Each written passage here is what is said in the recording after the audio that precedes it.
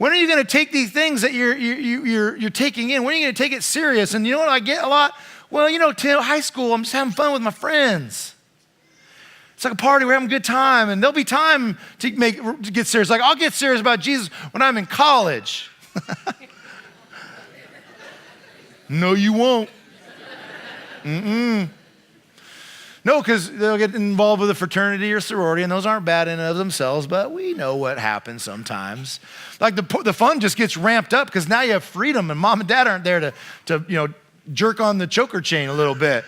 And then they'll say to me, I go, no, when I get older, like when I get out of college, I'll get a job and I'll get into these rhythms of life. And I'm thinking, oh yeah, you think that's when it'll happen?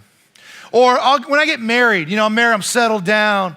Or, when I have kids, because I want to raise my kids in the church, because the church, it's good and it's healthy, it's, for growing and learning and growing. And I was like, oh, you say so, huh? You should take your own advice. Like, you should go to church and have an impact. Like, we just postpone it because we find comfort in all these different life stages, and it keeps us sick. And the longer we stay in that comfort, the sicker we become, because we begin not to even see that something is wrong. It is just what it is. This is our new reality.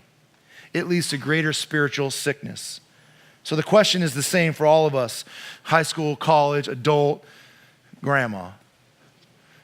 Is your parent comfort keeping you sick? Is your current life, what's going on, because you're just like, it is what it is, I'm in it. Is it keeping you sick?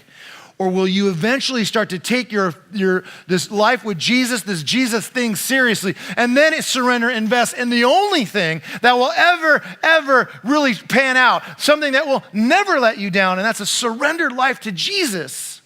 That'll never let you down. But yet we hold on to this apparent comfort, and it makes us sicker, when Jesus is saying the whole time, hey, I'm right here. But yet we make excuses. And that leads me to number 2, is the idea that our excuses don't keep Jesus from working in our lives. Thank the Lord. But we do have these excuses, but it won't keep Jesus and it won't keep God from working in your life. This sick man, Jesus asked the question, do you want to be made well? And in my mind, I'm like, oh, you better believe he does. He's been sitting on that nasty mat. Yeah, and he's like, I can't. He throws out excuses. I can't. I have no one to put me in the water. Everybody beats me to the water. I can't make it. I don't know about you, man, but if I'm sitting there a long time, I'll be like, listen, can you put me right on that edge? And there's something in it for you. Like when you see that water stir, just, do like that. Let me barrel roll in and I'll come out, yeah, and we'll just have a party or whatever it is. Like I would try to, create a partnership with somebody, but he's like, I can't. Like he just has all these excuses, one right off after the other. But I'm here to tell you, when you make an excuse and you're like, God, I'm not ready. Or God, I'm not qualified. I don't even know everything. I don't know. God is not like, you're right. You're right.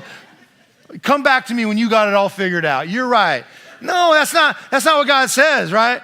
God's like, He's not going to leave you alone, because here's the truth that I want you to know, is that God is a relentless lover of your soul. And he is always going to pursue you. When you run or you dodge or you offer up your excuses, I can't get in the water. I mean, God is crazy about you and he will always pursue you. I have 2 boys who I love to the moon and back, and if they were lost or they were distant from me, as a loving father, I would go after them and go after them and go after them. And how much more is the love of the Father than the love that I have for my boys? I can't imagine. So God is a relentless lover of your soul.